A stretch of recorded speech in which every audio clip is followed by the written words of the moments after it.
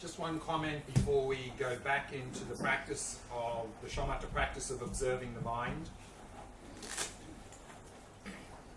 As we saw earlier, probably the most common experience we have in this practice is that we're constantly swept away by our thoughts, emotions, and so forth, because that's our habit. And one way of reducing that, we mentioned earlier, was to do labeling or noting, to give a name to the mental event, and that gives us some space, because if we can see the mental event as an object, we're free of it. So again, in this session, if you want, you can use labeling or noting if you're finding that you're getting swept away, getting caught up. But also, you might like to try the other technique that we briefly mentioned, and that is to anchor yourself in the breath. So if you're finding that you're constantly getting swept away, then go back to the breath. And the breath, you can do any variation you prefer, whichever one you find easiest, nostril, abdomen, full body, or even the rhythm, doesn't matter. And use that as your main focus. And then a little bit in the corner of your mind, start to notice thoughts and emotions, but you're holding the breath so you're not getting swept away. And then you can slowly move more to observing the thoughts and less on the breath, and then eventually let go of the breath altogether. But if you really are getting swept away a lot, you may just, for the whole session, hold the breath as your main object and just start to notice thoughts a little bit in the corner of your mind. So then over time you can slowly move that way, and that can be very helpful. So you might like to experiment with that as well. So let's do that practice again, and then a couple more comments about the practice after the meditation.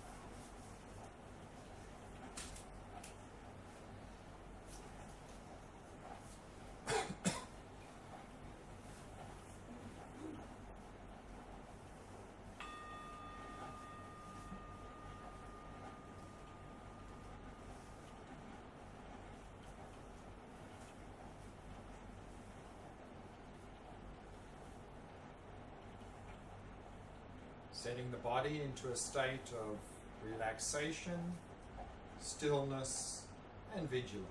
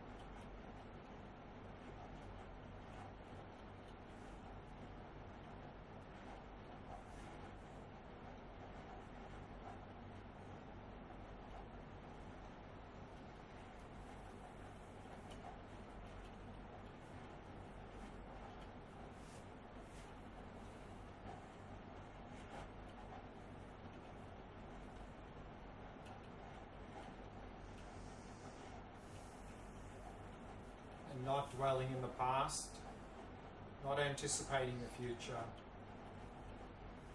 Simply allowing the mind to come to rest in the present moment.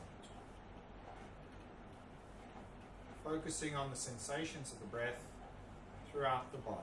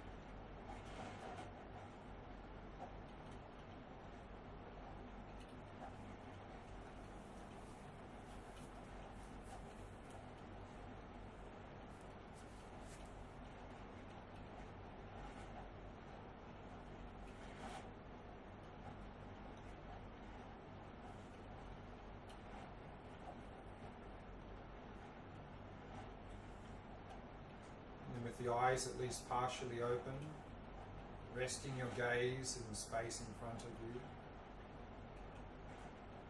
Bring your attention to your own mind and observe your own mind and whatever is arising in the space of the mind. Simply being like an impartial observer or witness, observing thoughts and other mental events as they arise and pass, without grasping to them, without becoming distracted.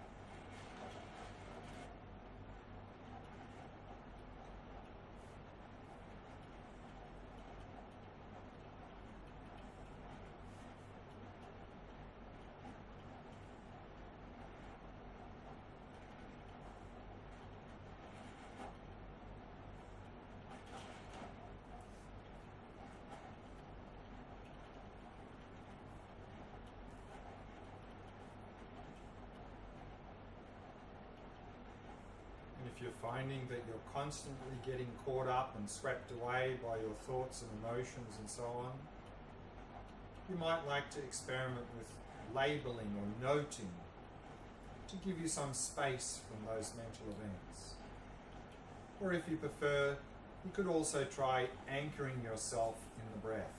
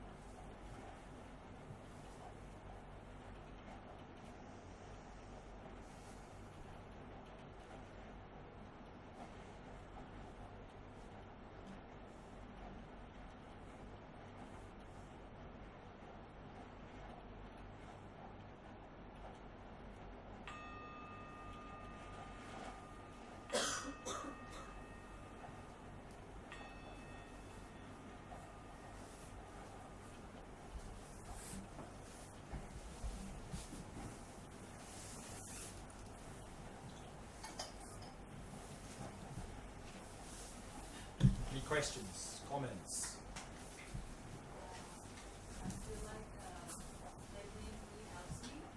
I feel like labeling really helps me, but I tend to be very creative with my labeling. I tend to think, is it a thought now or an emotion? And then get caught up with it. Yeah. So, Keep it very simple as possible. can you recommend some labels to use? Well, I mean, there's the basic categories of thought, emotion, memory, mental image. With emotion, it might be good to be a little bit more specific, like frustration, craving, anger, so forth. But I think with thought, just thought. And memory, or just memory and image, just image. How about sounds which are not generated from outside, like I hear? Yeah, so if you have, you can have a thought about a sound, or you can have a concept. You can have an idea of sound or an image of sound. That's an object. I hear music all the time. Right. And what happens, of course, is we get caught up in it.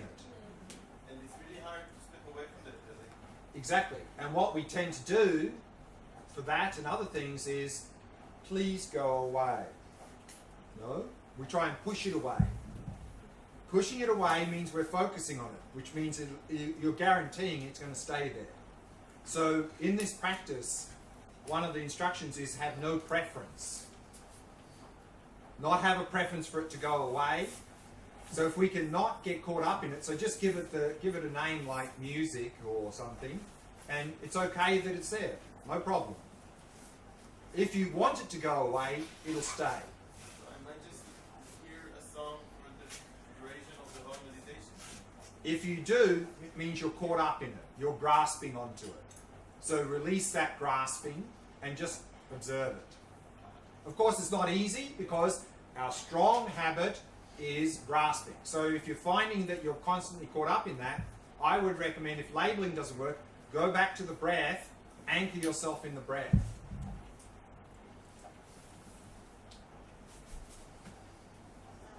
thoughts are really like associations all the time, and then I try not to Sure. prefer them not to be. Sure. And then I get mad at myself. Right. That I shouldn't.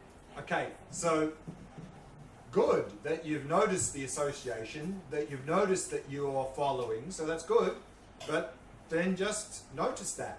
Don't want to stop it or want to change it or have a preference for it to go away, because that is aversion, and then we're caught up in it again. So you go, and if you notice it, just notice that. That's okay, that's it. Nothing more to do. And again, of course, if you're, like I said, if you're getting caught up in that all the time, then try labeling or anchoring in the breath.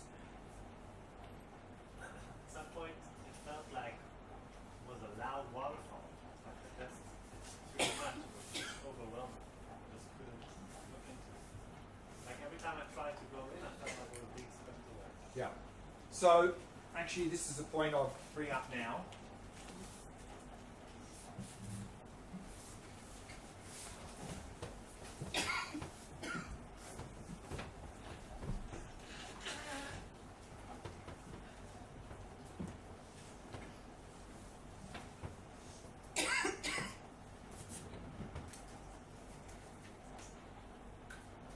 So this practice we're doing is, we're using the word shamatha.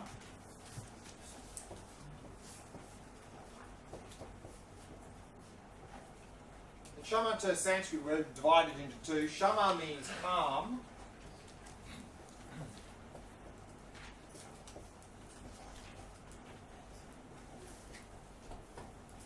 And tat means abiding. Calm, abiding. Our mind is calm and abiding on a single object. So in this shamatha chart we've looked at, there's 9 stages. We're mainly really, they're called the 9 mental abidings, because the perspective we are having is the perspective of the mind abiding better and better on the object.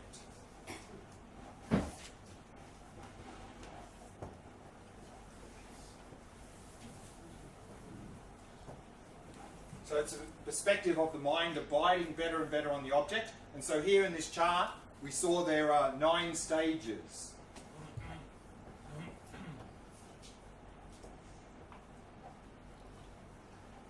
In this practice we're doing now, observing the mind as the object of shamatha, generally in traditions that use this as the main shamatha practice, to describe the stages of progress, normally they wouldn't use this 9-stage model. The model they use is more regarding the calm part, because the calm is talking about how the events are unfolding in our mind.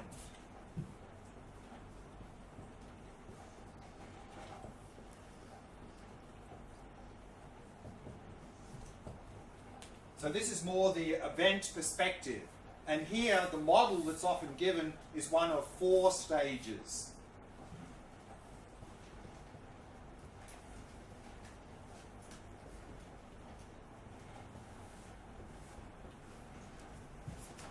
And the 4 stages of progress, the first one is exactly what was mentioned here, is that the first sign of progress is we notice there's a waterfall of thoughts crashing down on us, one after the other. And if we keep observing them, the amount of thoughts will slow down. So instead of a waterfall of thoughts, the next stage we'll notice it's more like a fast-flowing river.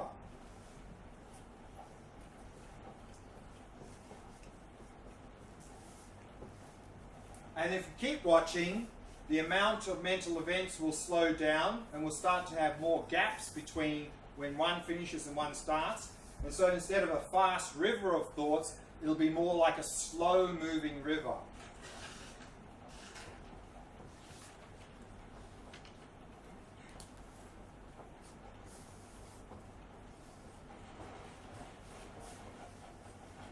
And then the 4th stage of progress, our mind will become completely still. So it's like the slow-moving river emptying into a still lake.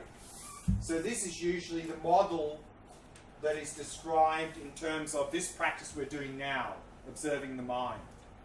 So, of course, therefore, as a beginning stage, that is the first sign of progress, to notice that actually there's just a waterfall of thoughts crashing down on us. And again, if we find ourselves getting caught up in that, then we can try the labeling or step back and use the breath as the anchor. So that will be helpful. Does that answer your question, or? I'm just got a little bit confused about the difference between suppressing thought and, when I get to the labeling, when I get to the kind of getting out of the thought, but isn't it suppressing as well? Because basically Suppressing is wanting it to go away. So if we can let go of wanting it to go away, having no preference whether it's there or not, then we won't be suppressing it. But if I come back when I label or when I Sure. uncover myself to the breath, Right. isn't it a little bit No, that's... want it to go away? I hope not. I mean, moving to the breath is simply paying attention to the breath to stop getting caught up. So that's that's what we're doing. So that just means we're not focusing on that as much as we were before, because when we focused on it, we just got swept away. So, of course, if we want it to go away, that is aversion or suppression. So again, in this practice, whether the mind is still or there's lots of thoughts, both are equally okay. Equally okay, doesn't matter. So have no preference for the mind being still, and have no preference for nice thoughts over not so nice thoughts. So I have a thought that was repeating again and again and again and again. And the only way I could get out of it was anchoring to my breath. Correct. And then isn't it like no, because what's happening is that going around and around is because we're trying to focus on it and we're getting caught up in it. So if we move our attention away from that to the breath, then there's nothing feeding it, so it'll subside in that way. So we're not trying to suppress it, we're just shifting our focus temporarily away from it to help not get caught up in it. Of course, at some point we need to move back and look at the mind. And they then came back again. Sure. So then we sort of use this skillful means to move back and forward to slowly get in the habit of observing it without getting caught up in it. So remember, the anchoring in the breath or labeling is just a short-term strategy to help us move beyond so that we can watch without getting caught up.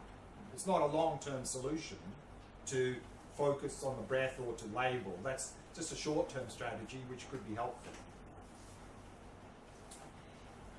I have very few thoughts, and I noticed that it's only people, like names. I only gave my mother and go. But and there was a thought that, oh, it's an electric stream that catches every thought. So every thought like burned in the. So it was, and then it was so quiet that I didn't feel the time, and I thought, because usually it cost me a lot of effort, but now I didn't have any effort. I didn't have any experience of time, and I was ready to sit here forever. But yes, I mean, of course, if we're not grasping on me or the mental events, then we can move into this more a sense of like timelessness. But of course, also we need to be careful because there's a similar experience when we sort of go into dullness. We're into this sort of, so we need to check that whether there's clarity there or not to sharpen. But yes, that we will have that experience if we really are not identifying with me or the mental events. So that's a good sign.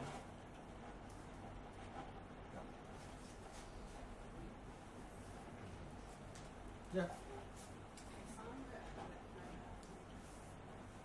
have to think that I observe here, like what the space. I was looking where I'm observing. Yeah.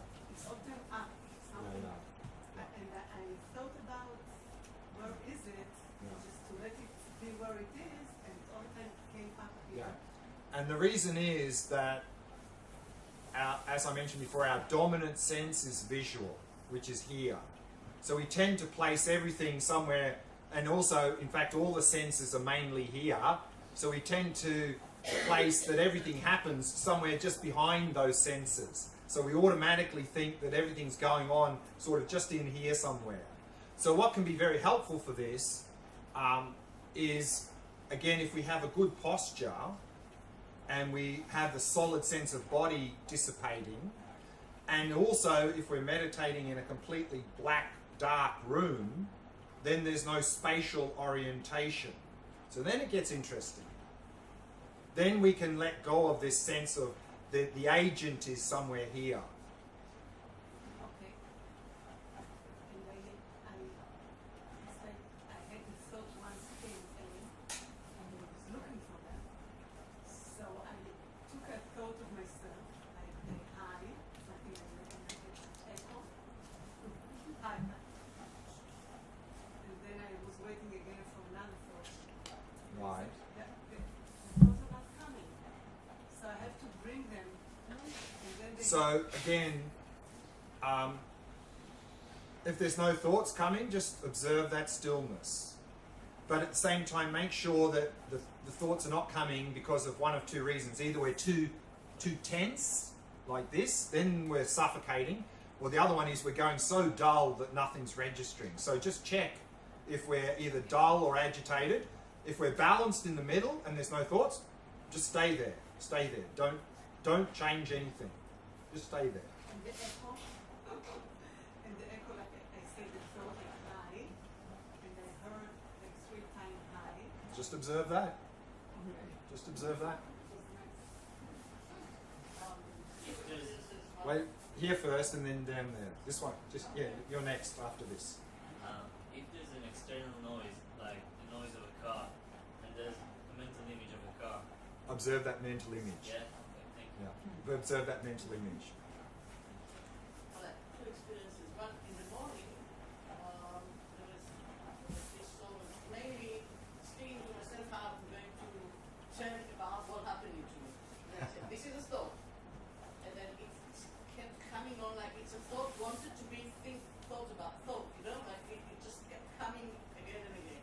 That's our strong habit.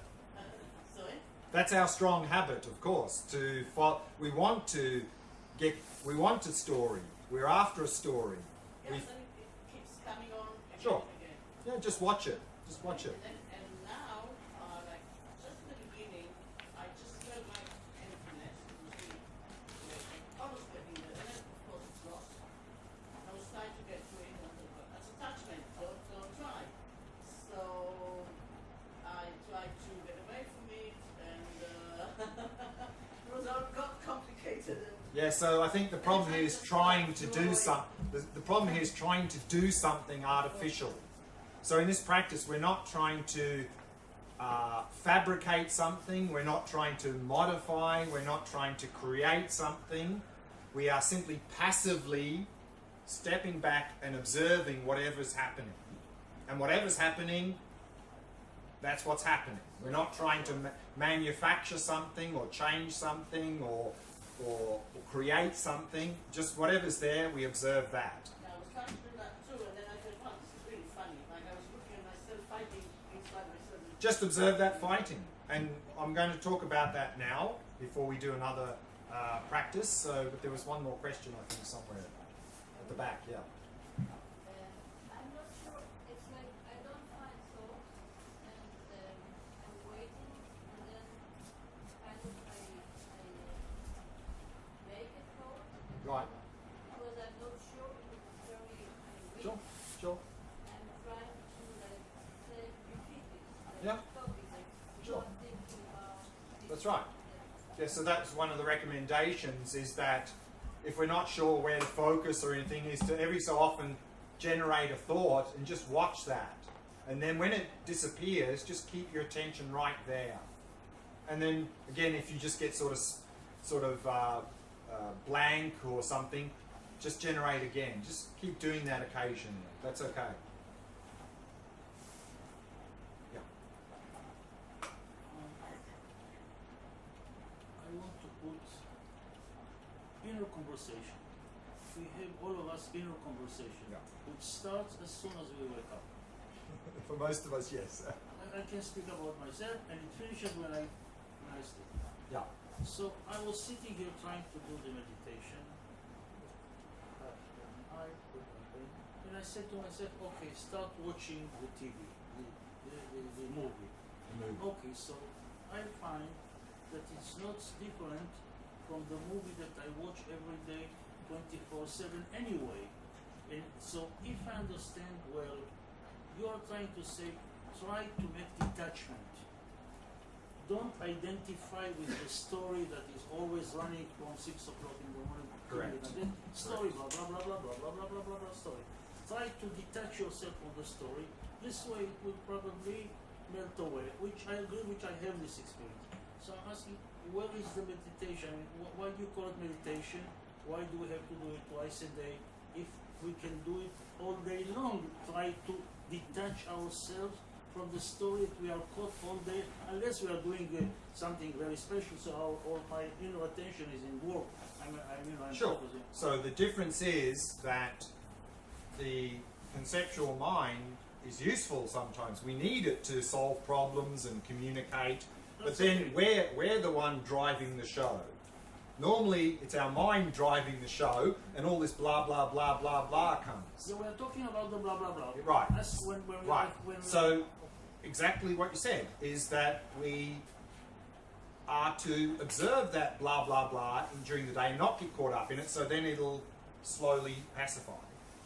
And as well, do that in meditation, because in meditation, in this state, we can do that much more effectively and go much further. So if we do both of them together, that's the best. That's the best.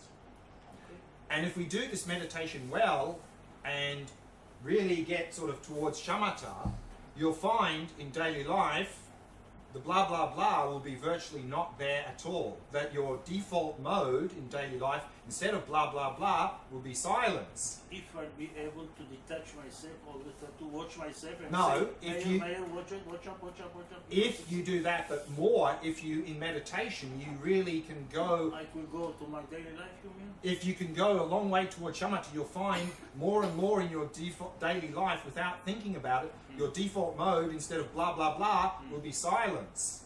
And then you can switch on the conceptual mind when you need to, instead of it going blah blah blah all day. You're coming on March. Yes. I will tell you what happened. I have a question. Okay. Yeah. Oh yes, sorry. Yeah, one here first. Yeah, question. In this meditation, it was very difficult for me to meditate. To meditate. Because I have a strong resistance. Resistance. Yeah. To- Resistance to meditate. Ah. Okay. I had a voice. No, for what are you doing this? What are you doing? So I said to myself, watch of this. Very good. Each time, watch of this. But the voice was very strong. Of course. I don't want, I want to Okay. leave it away. What are you Sure. doing?